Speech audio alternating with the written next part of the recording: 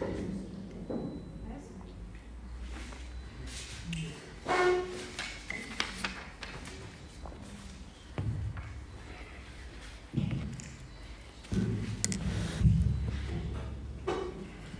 الله الرحمن الرحيم.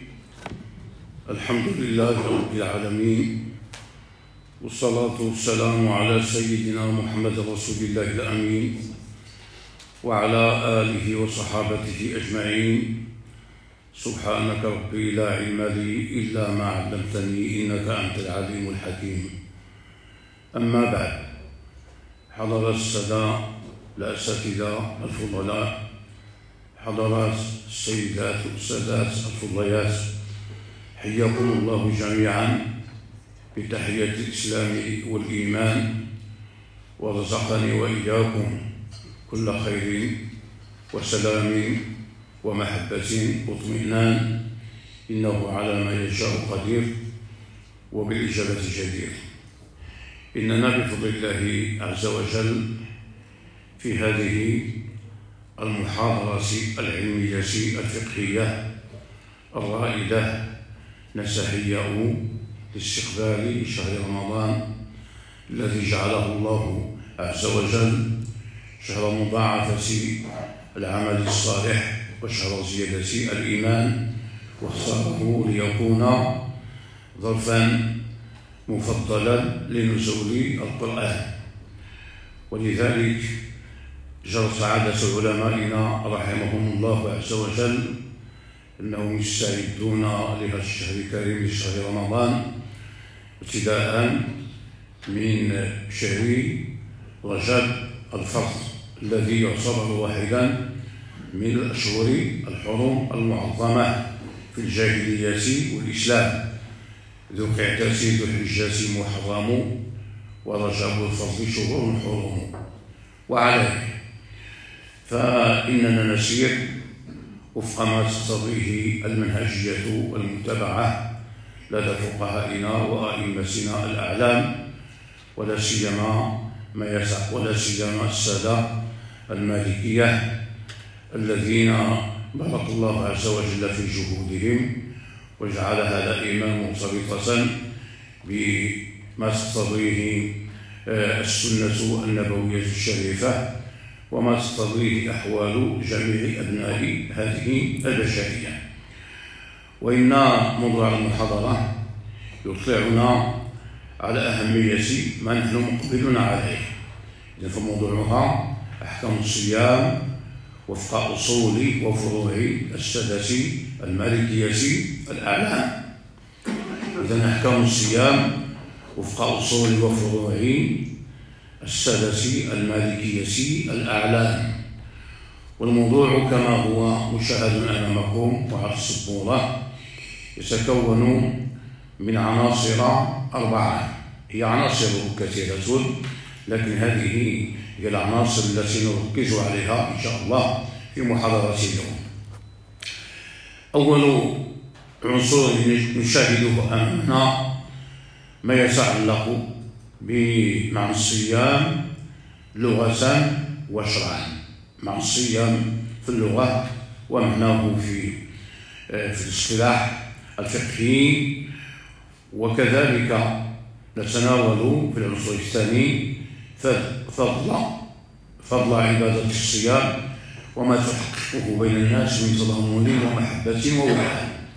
إذا العنصر الثاني نتناول فيه فضل عبادة الصيام وما تحققه بين الناس من تضامن ومحبة ووئام.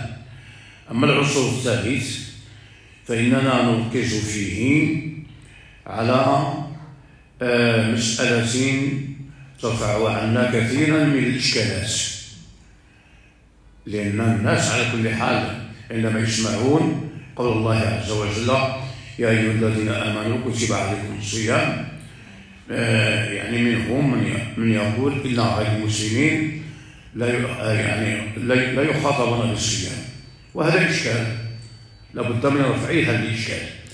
ولذلك جاء هذا الموضوع أو هذا العنصر ليرفع عنا هذه الإشكالات، يقول بيان أن مخاطبة أهل الإيمان بالصيام لا يعني أن غيرهم ممن يدينون بدين غير الإسلام ليسوا مخاطبين به، يعني بالصيام على ما هو مرشح عند فقهائنا السدسي المالكية الأعلام، وإنما وجه الخطاب بالصيام إلى أهل الإيمان خاصة، لكون الإيمان شرط صحة في قبول الصيام واتبع الشهر. إذن هذا ما سنقف عليه. أما العنصر الرابع فإنه يتناول أن الوجوب العينية مظهر من مظاهر التضامن الإسلامي، كما أنه كذلك مظهر من مظاهر قوة وحدة العمل الإيماني. وبهذا نجمع بين العبادة وما تدعو إليه هذه العبادة من تربية فردية وجماعية، وما تقتضيه أو ما يقتضيه العمل بها والقيام بها من تحلي بالقوة التي جاء الإسلام ليقول لنا عامة وخاصة إن هذه القوة يحب مولانا عز وجل لنا أن ترى فينا مظاهرها، كما قال النبي صلى الله عليه وسلم: المؤمن القوي خير وأحب إلى الله من المؤمن الضعيف وفي كل خير. إذن إن شاء الله تعالى نقضي ما تيسر من وقتنا مع هذه المحاضرة ولا أطيل كما هو المعهود. أولا، الموضوع غني عن التعريف، أحكام الصيام، لكن فيه قيد. ما هو هذا القيد؟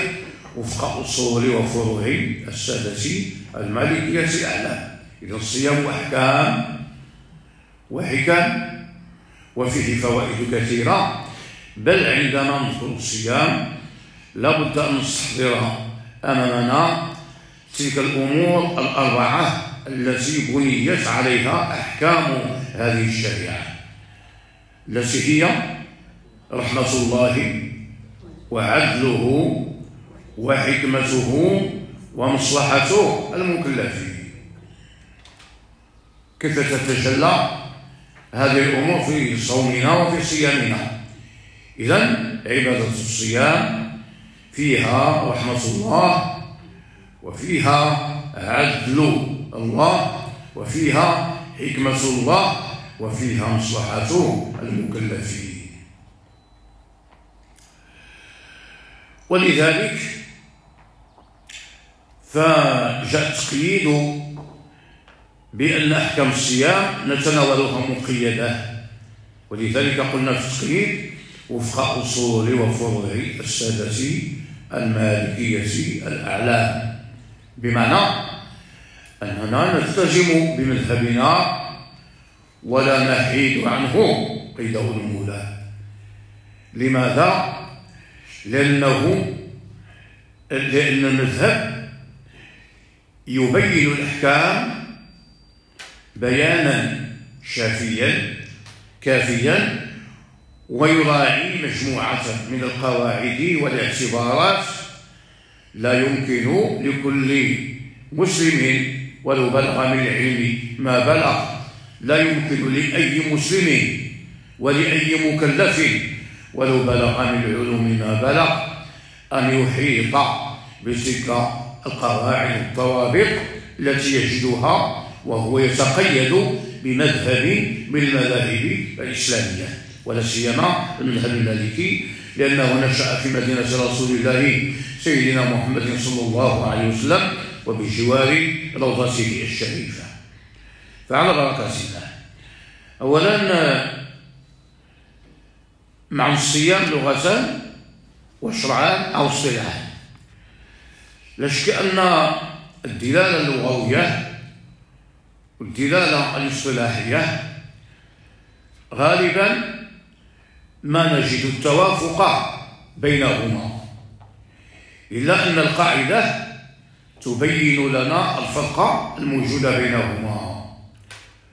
القاعدة ماذا تقول؟ الدلالة اللغوية أوسع من الدلالة الاصطلاحية. كيف نفهم هذا؟ عندما نقول الصيام اللغوي فإنه يطلق على الإمساك، ويطلق على الكف عن الشيء، ومن ذلك قول الله عز وجل: إني نذرت للرحمن صوما. حكى الله عز وجل هذا عن مريم عليه السلام: إني نذرت للرحمن صوما. وعليه الصيام اللغوي يعني مطلق الإمساك، ومطلق الترك، ومطلق الكف عن الشيء. وهذا يدل بمعناه اللغوي على أنه ما من شيء في هذا الكون إلا وهو صائم. ما كانش حاجة في الكون اللي ما صيم شيء.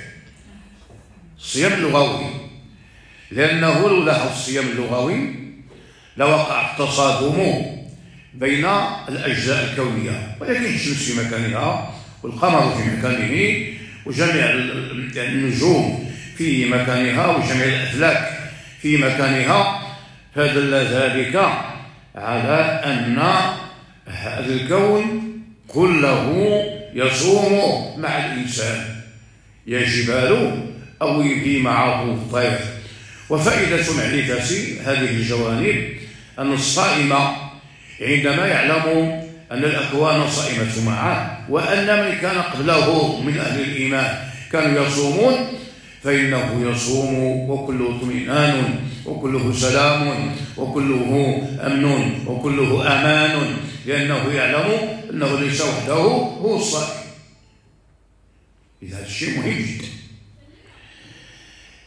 أما الصيام الشرعي أو شرعا واصطلاحا فقد عرفوه بتعريفات كثيرة، منها قولهم: الإمساك عن الطعام والشراب والشهوة من طلوع الفجر إلى غروب الشمس بنية التقرب إلى الله عز وجل. وهناك من أضاف قيود أخرى في التعريف، لكنها جعلت بمعنى كأنها فروع، ولهذا قال بعضهم: والإمساك عن شهوتي البطن والفرج وما يقوم مقامهما مخالفة لاتباع الهوى في طاعة المولى في جميع أجزاء النهار بنية قبل الفجر أو معه إن أمكن فيما عدا زمن الحيض والنفاس وهي من الأعياد، فيما عدا زمن الحيض والنفاس وأيام الأعياد. ملي كنشوفوا هذا التعريف الأخير فإننا ننظر إليه على أنه بمثابة الشرح والبيان للتعريف الذي سبقت الإشارة إليه، وهذا يدل على أن التعاريف فيما بينها وعلى كثرة تنوعها يبين بعضها بعضا ويجلي بعضها بعضا. هذا ما يتعلق بالتعريف الصيام لغة وشرعا. ولكن بقى هناك أيضا مسألة تثار وتذكر كلما جاءت هذه المناسبة، وهي هل هناك فرق بين الصوم والصيام؟ يعني تثار هذه المسألة، هل هناك فرق بينهما؟ نعم هناك فرق بينهما من حيث الصيغة ومن حيث المعنى، أو نقول هناك فرق بينهما من حيث المعنى ومن حيث المبنى. إذن هناك فرق بين الصوم والصيام من حيث المبنى ومن حيث المعنى. أما من حيث المبنى فعندما نقول صوم فهو مصدر فيه 3 أحرف: صاد واو ميم. صوم، صام يصوم صوما. فعل قياس مصدر معد من ذي 3 كرد رد. لقال الإمام ابن مالك رحمه الله في ألفيته: فعل قياس مصدر معد من ذي 3 كرد رد. أما الصيام فإن فيه زيادة الحروف وزيادة المبنى تدل على زيادة المعنى. كيف ذلك؟ إن صوم ثلاثي وصيام كم فيه من حروف؟ صاد ياء ألف ميم. يعني صيام إذن صاد ماذا؟ ياء ألف ميم، 4 حروف. زيادة المبنى تدل على زيادة المعنى. أولا صيام حتى هو مصدر لكنه مصدر قياسي أو سماعي. هذا واحد الفرق دقيق. صوم مصدر قياسي وصيام مصدر سماعي، ولذلك يقول اللغوي والصرفي: صام يصوم صوما وصياما. فيبدأ بالقياس هو الأول. وعندما يتعارض القياس والسماع عند أهل اللغة من يتقدم؟ عندما يتعارض القياس مع السماع يحصل تعارض، يقدم السماع على القياس، إلا عند الإمام الفراء رحمه الله. ولذلك قالوا: والقيس عند عدم السماع لدى الجماهير بلا نزاع. والقيس عند عدم السماع لدى الجماهير بلا نزاع. هذه مسألة لغوية دقيقة جدا لنعلم أن أحكام هذه الشريعة مرتبطة تمام الارتباط بعلوم هذه الشريعة، حتى بعلوم اللغة وبعلوم الأعلام. ولكن هنا لم يحصل التعارض، فكلاهما مستعمل. القياس مستعمل صوما والسماع مستعمل صيام، كلاهما مستعمل. وإذا وجدنا العرب يعملون القياس والسماع فهذا يعني أنه لم يحصل بينهما تعارض. ما كاين شيء من العمل. إذا ينظر أيهما أكثر استعمالا، واش حصل التساوي في الاستعمال أو يعني هناك الأرجحية. والواقع الذي نشاهده ونسمعه ونعاينه أن القياس والسماع هنا يستعملان استعمالا موحدا، فمن الناس من يقول الصوم ومنهم من يقول الصيام. والقرآن الكريم قال: يا أيها الذين آمنوا كتب عليكم الصيام. وجاء: إني نذرت للرحمن صوما. إذن كلاهما مستعملون، كلاهما مستعملون. ولذلك يعني الفرق، كاين الفرق من الناحية الصوتية. فصوم مصدر كما سبقت الإشارة، يعني صوم مصدر قياسي وصيام مصدر سماعي. كما أن هناك فرقا أيضا من ناحية الدلالة، من ناحية المعنى. لماذا؟ لأن غالبا العرب يستعملون مصدر فعال فيما كان شأنه المشاركة. وفعلا تأمل معايا مزيان في القرآن الكريم لما تعلق الأمر بصيام الواحد وخا يكون لغوي. قال تعالى حكاية عن مريم عليه السلام: إني نذرت للرحمن صوما، لأن صمت وحدها الصيام اللغوي. وعندما يتعلق الأمر بالصيام الجماعي، صيام جميع المسلمين والمسلمات والمؤمنين والمؤمنات، فغالبا ما يستعمل الصيام. يا أيها الذين آمنوا كتب عليكم الصيام. فماذا نستفيد من هذا الفرق؟ نستفيد أن الصوم استعمل فإنه ينصرف إلى صيام الفرض، وعندما يستعمل الصيام فإنه ينصرف إلى الصيام الجماعي، أو نقول الصوم يستعمل في الصيام الفردي، والصيام يستعمل في الصيام الجماعي. وهذه من أهم الفروق، وفروق دقيقة ومفيدة جدا. بعد هذه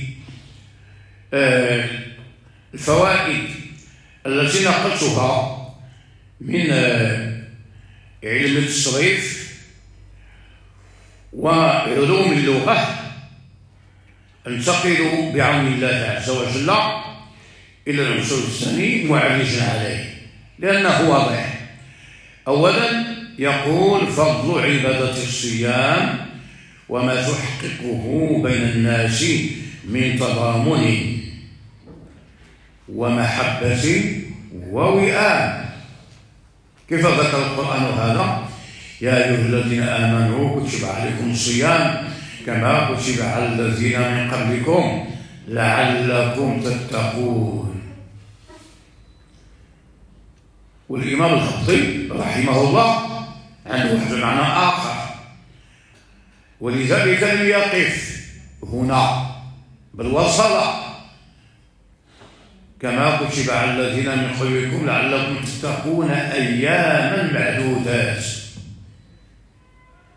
قال هذه أيام معدودات، هل هي قيد للصيام أو قيد حتى التقوى؟ أيام معدودات. باش شوف يعني سير الوقوف ديال الإمام الخطيب. قال: فإن هذا الوقت يقتضيهما معا، يقتضي تقوى التي يستفيدها المكلف من صيامه، ويستفيد ويقتضي كذلك ماذا؟ التقوى التي يتميز بها المسلم وهو صائم في يومه أو في شهره، لأنه عندما يكون صائما لا بد أنه يتغلب غالبا على النفس والهوى والشيطان، وبهذا يكون قوله عز وجل لعلكم تتقون أيام معدودات، أن التقوى أيام الصيام تكون متفوقة عن غيرها في غير أيام الصيام. وهذا ما دل عليه كثير من أحاديث النبي الأمين سيدنا محمد صلى الله عليه وسلم، منها الأحاديث التي تشير إلى أن الشياطين تصفد في رمضان فلا يخلصون إلى أهل الإيمان، ولذلك تكثر حسناتهم وتقل زلاتهم. ومن فضل الله حتى ذاك الذي لديه ابتلاءات كيستعمل مثلا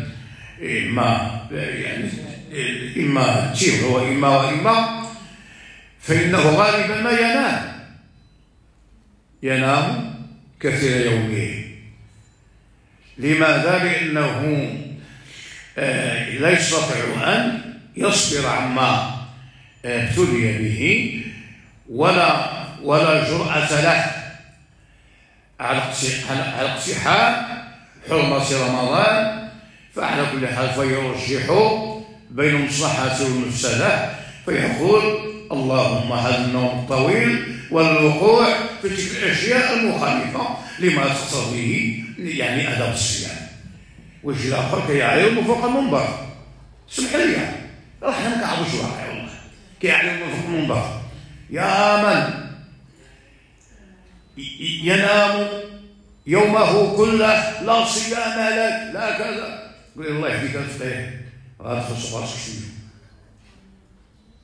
وكف لسانك وعرف العباد كيف جايين الناس أصناف ومن جعل الناس سواء ليس لحمقه دواء. ومن فضل الله أني كثير يعني السؤال وبعض المرات كنمشي لهذوك الناس كنخليهم كنسولهم تقول لماذا تناموا يعني في يومك وأنت صائم كثيرا اش كتنعس؟ قال لي اللهم باش نكف الشر هذا. قال هذا نمشي نوقع في إما في عبا وإما في نميمة وإما يعني في كرف في مبسوليته باستعماله.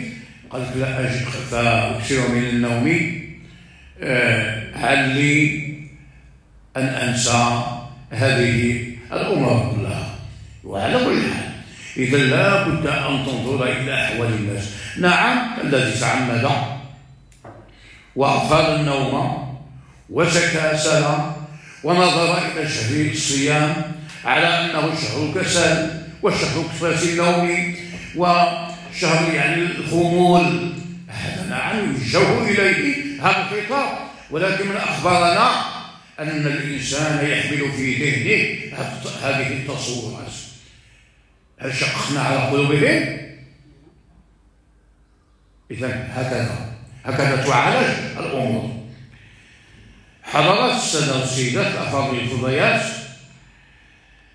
بعد هذه الوقفة مع العنصر الثاني فضل عبادة الصيام وما تحققه بين الناس من تضامن ومحبة ووئام التي علمنا من خلالها ومن خلال هذا العنصر أن للصيام فضلا عظيما عند الله ويكفيه فخرا ويكفيه بيانا أن النبي عليه الصلاة والسلام قال من صام رمضان إيمانا واحتسابا غفر له ما تقدم من ذنبه. وكذلك في الآية التي سبقت الإشارة إليها في قوله عز وجل لعلكم تتقون، في هذا بيان لفضل الصيام ولكونه الصيام يحقق بين الناس التضامن فهم يتضامنون، ويحقق بينهم المحبة فهم يتحابون، ويحقق بينهم الوئام فهم الحمد لله متماسكون،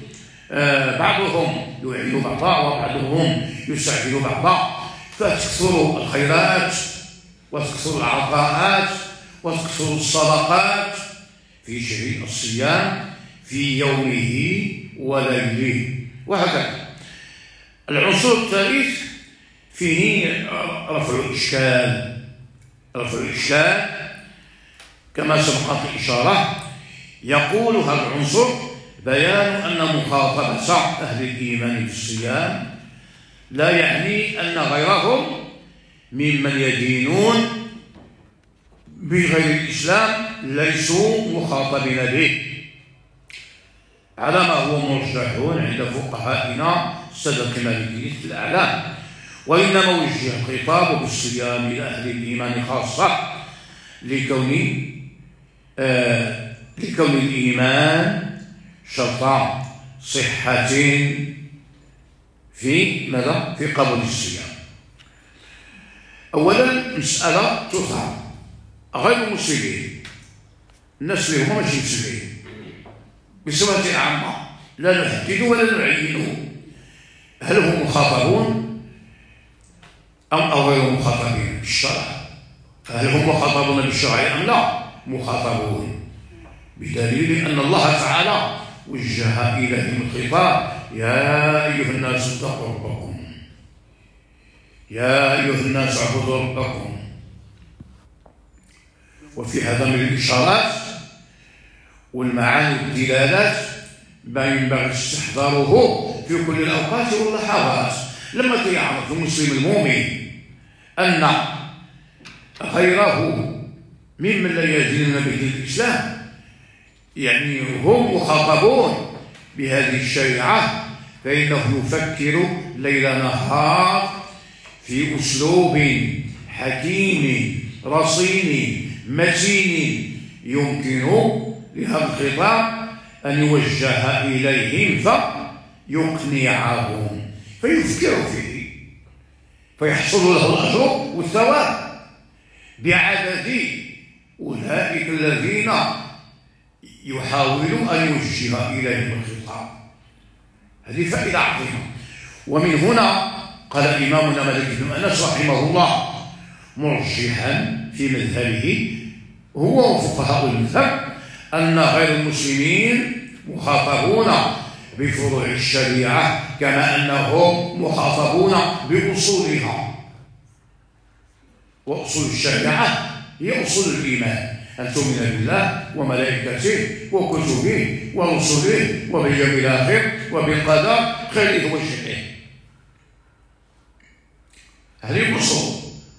أما الفروع فهي العبادات وسائر التكاليف الشرعية التي أمرنا الله بها وتعلقت بفروع هذه الشريعة. هل الكفار مخاطبون بهذه الفروع أم لا؟ للعلماء في المسألة قولان، وللسادة المالكية في المسألة قولان، والقول الراجح المعتمد المشهور أنهم مخاطبون بفروع الشريعة. فما هي ثمرة الخلاف؟ الخلاف المعنوي له ثمرات. فما هي ثمرة الخلاف؟ ثمرة الخلاف تتجلى في كون هؤلاء أي غير المسلمين إن ماتوا على كفرهم وضلالهم أنهم يعذبون ويعاقبون على تركهم للأصول كما أنهم يعاقبون على تركهم للفروع.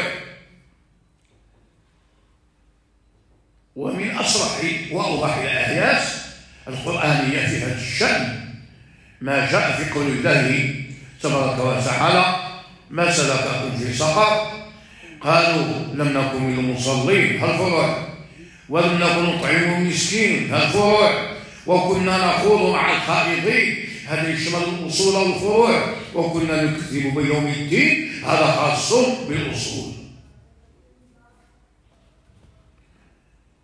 إذا هذا واضح جدا. ولذلك لا بد أن نعلم أن هذا الراجح هو أسلم وأقوى وأمتن، وفي نفس الوقت هذا الخطاب بهذا الشكل يجب علينا ماشي فينا أن نوجهه إلى غيرنا بحكمة. فعندما تلتقي مع غير المسلمين العمل يجمعك معه، إما الإدارة وإما الصناعة وإما الطريق وإما المركوبات من طائرات وحافلات وما إلى ذلك. اغتنم الفرصة واغتنم الفرصة إن الفرصة وعند أن تضيع سترصة، فتقول له أنا أخوك وأنت أخي، أنا مسلم مؤمن والحمد لله، وجه إلي خطاب الإسلام، وأنت كذلك وإن كنت غير مسلمين الآن حالا أرجو الله أن تكون مسلما فيما يأتي، كذلك أن توجه إليك الخطاب، كذلك أنت وجه إليك الخطاب، فإنك تشعره أن الخطاب وجه إليك، خطاب الشريعة بأصولها وفروعها موجه إليك. وما هذه الدروس القيمة التي يلقيها أخونا أستاذ الفاضل الدكتور سي القاضي الحلات باللغة الفرنسية إلا دليل قاطع وبرهان ساطع على أننا والحمد لله المغاربة هذا الشعب المسلم المؤمن المتحضر يحمل في قلبه ويحمل في سلوكه ويحمل في حركاته وسكناته ويحمل في سائر جوارح ذاته يحمل هذه الفكرة. هكذا نرى أن فهمنا للأمور بهذا الشكل تعطيك لها، وما يكونش عندنا الأفق ضيق. ولذلك لما قال إمامنا مالك رحمه الله وفقهاء مذهبه ورجحوا أن غير المسلمين مخاطبون بفروع الشريعة كما أنهم مخاطبون بأصولها، فإياك ثم إياك أستاذ الفاضل، وإياك ثم إياك أستاذ الفاضلة، إياكم جميعا أن يلبس عليكم من لا يحاول في خطابه إلا يعني هذا التلبس وهذا التلبيس وهذا التلبيس. ماذا؟ قل كسر هذا الناس غير المسلمين الخطاب ديال الصيام لموجه إليهم، لأن الله قال يا أيها الذين آمنوا كتب عليكم الصيام، ولم يقل يا أيها الناس،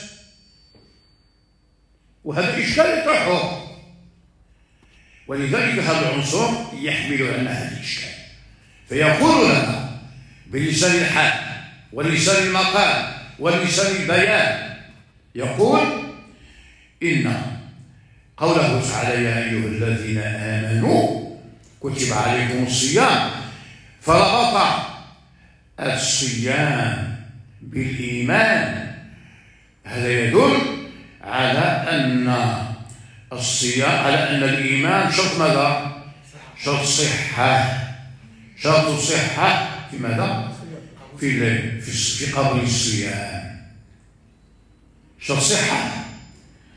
ولذلك لما تحدث فقهاؤنا السادة المالكية عن شروط الصيام قسموها كما سيأتي إن شاء الله إلى أقسام، هذا شرط الوجوب وشرط الصحة وشرط الأداء وشرط الكمال، وهذه إن شاء الله سنتناولها.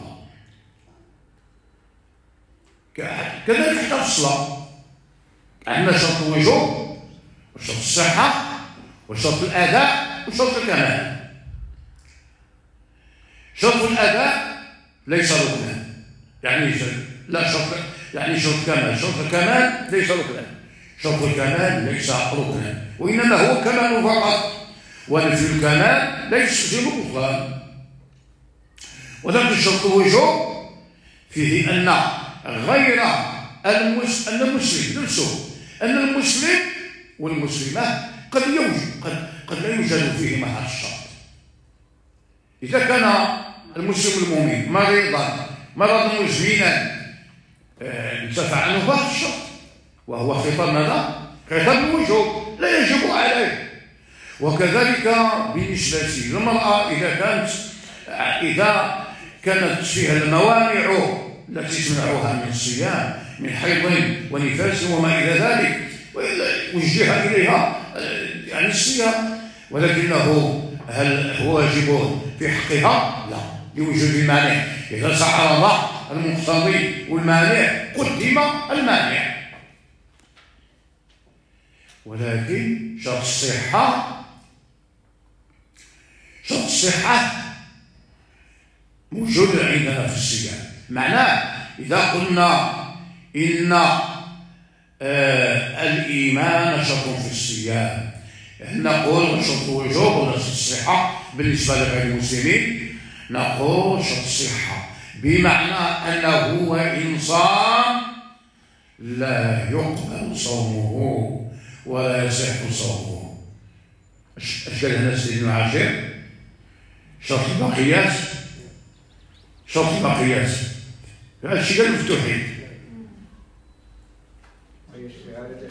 نعم،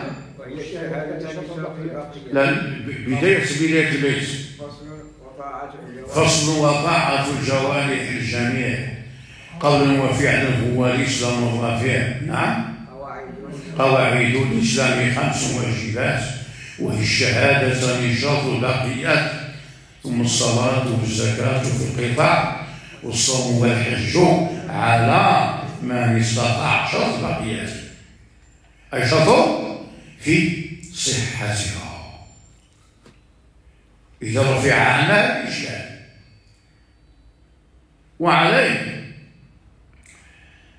فهذه الحمد لله معرفة هذه الشروط بها يزول الشطط، ولذلك قال الفقهاء بمعرفة الشرط يزول الشطط. لا عرف الشرط ما كيبقاش الشطط، ما كيبقاش هذا الفكر، يعني غير المستقر ما كيبقاش هذا الفكر المضطرب، بل يكون حينئذ الشرط قويا ومتينا والعمل كذلك منضبطا. إذا هكذا نرى أن السادة الفقهاء السادة المالكية رحمهم الله عز وجل وأثابهم رفعوا عنا هذا الإشكال وبينوه ووضحوه.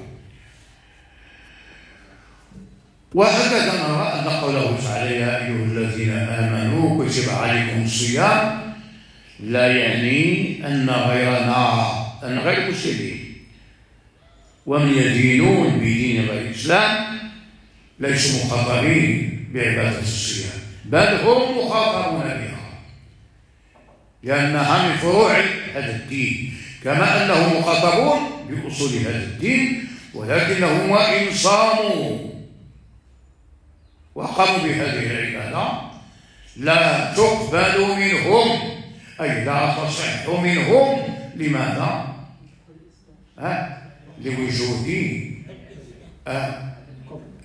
لوجود عدم الإيمان، والكفر مانع من موانع القبول والصحة. وهنا نجو المسألة التي حاول بعضهم أن يثير بها الفتنة بين المسلمين وأن يميز ويفرق.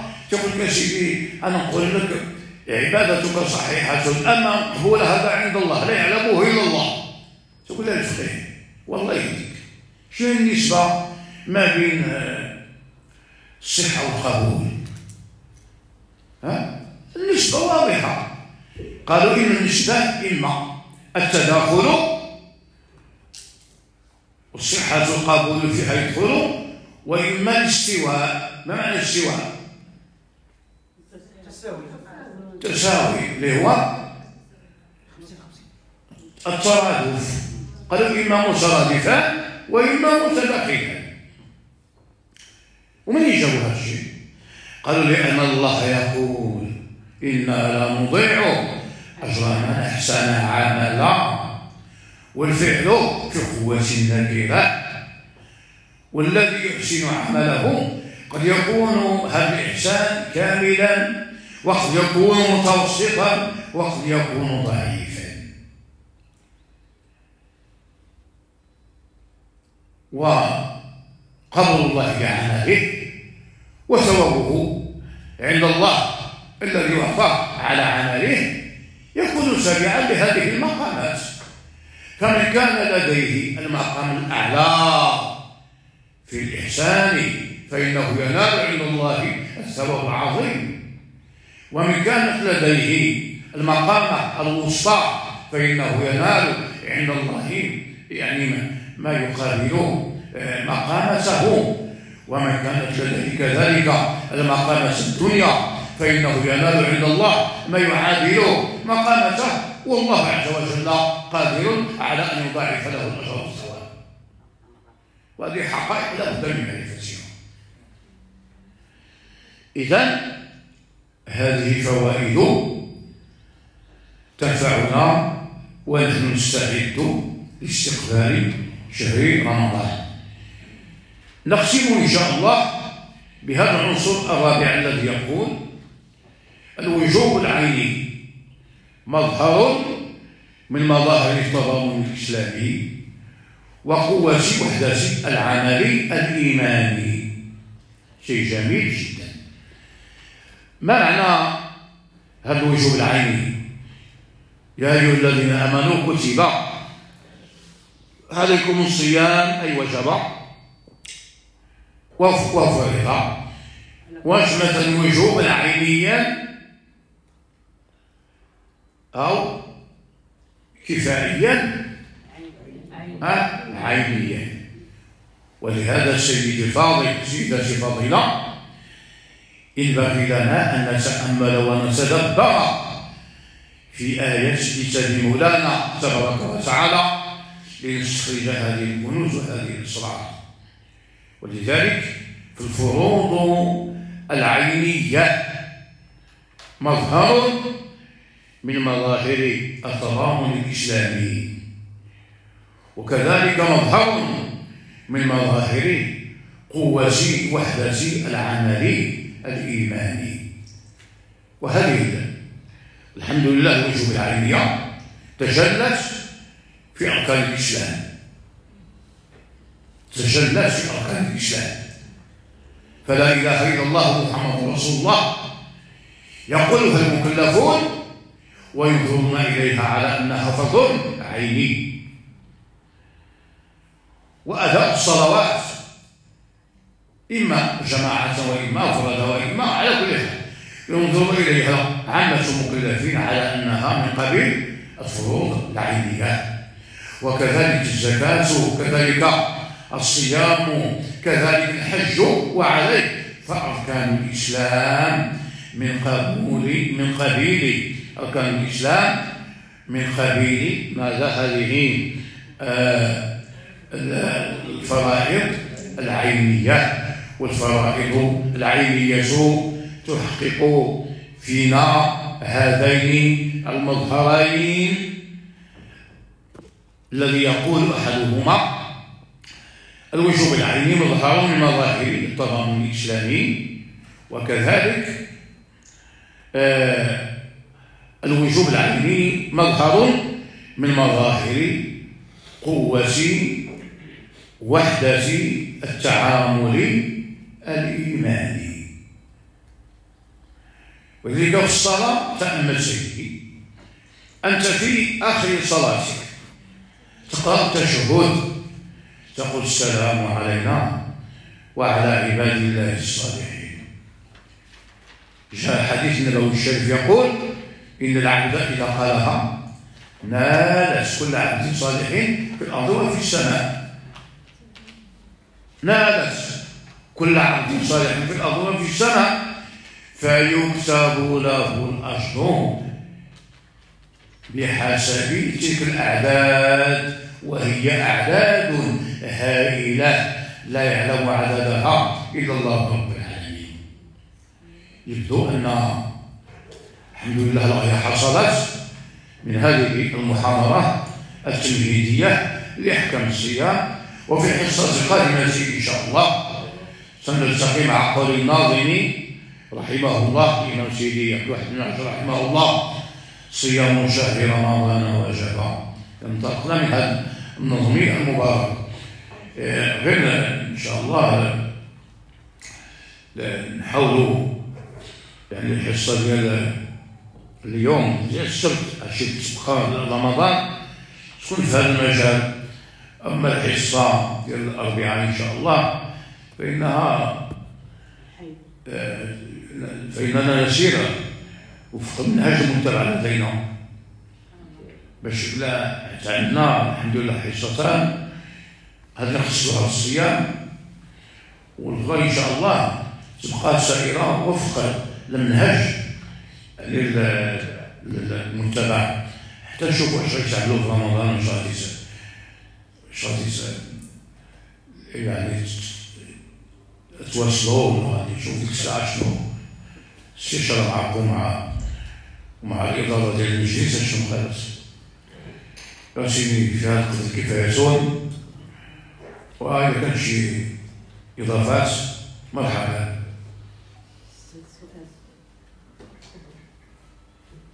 تفضل أستاذ.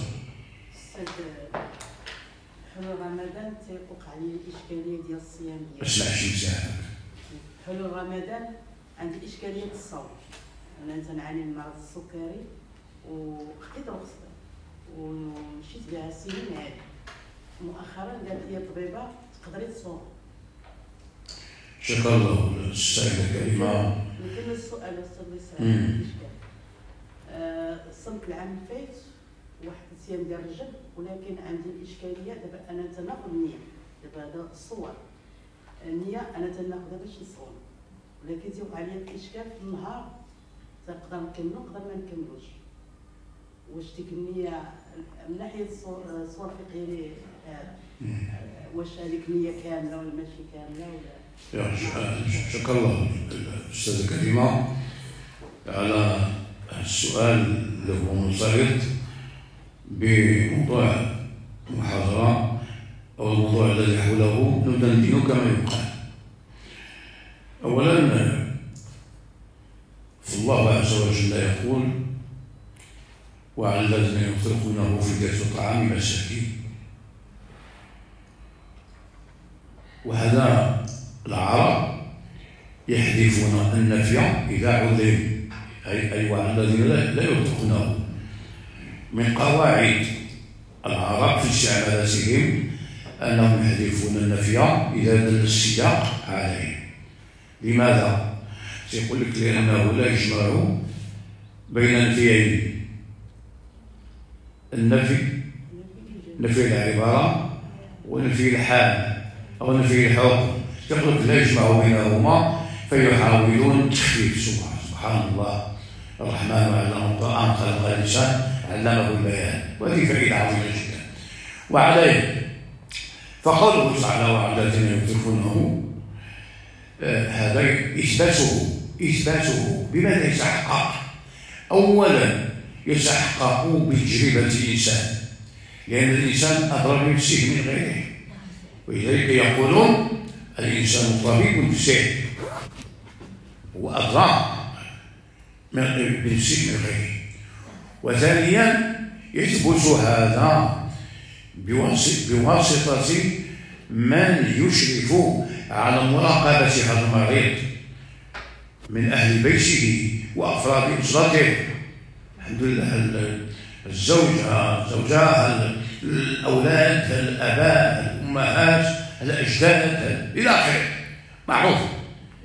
فإذا أثبتت تجربتهم أن الشخص لا يستطيع أن يصوم يعني إثباته يؤخذ بعين الاعتبار.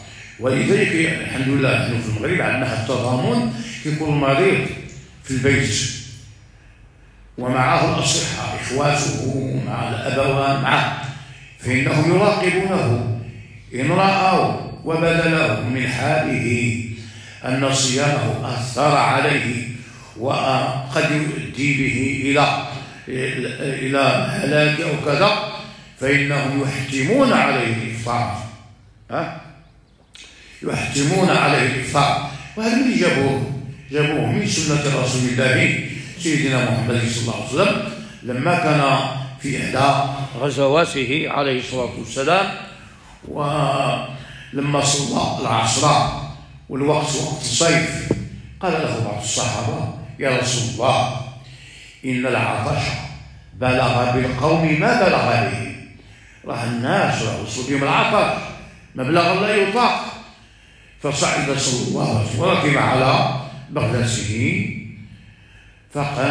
فأمرهم بالإفطار، فقال: ليس من البر الصيام في السفر. فبلغه أن بعضهم صام وتحمل المشاق فوق مستطاع، فقال له: أولئك العصاة ليس من البر الصيام في السفر. ومن هنا أخذ أبناء هذا الشعب المسلم المؤمن المغرب السني هذه المراقبة، فكان أفراد الأسرة يراقبون مريضهم، وهذا شيء مهم جدا. كذلك يكون الإثبات بواسطة ماذا؟ الأطباء المهرة العارفين بقواعد العلاج وضوابط التطبيب، يكون عارف.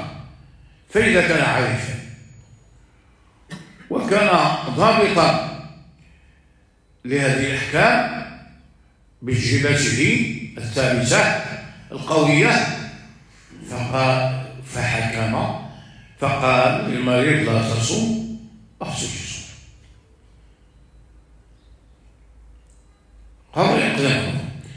وأحيانا الطبيب يقول كما الحالة اللي ذكرتها الأستاذ دابا، الطبيب يقول للصائم، الطبيب يقول للمريض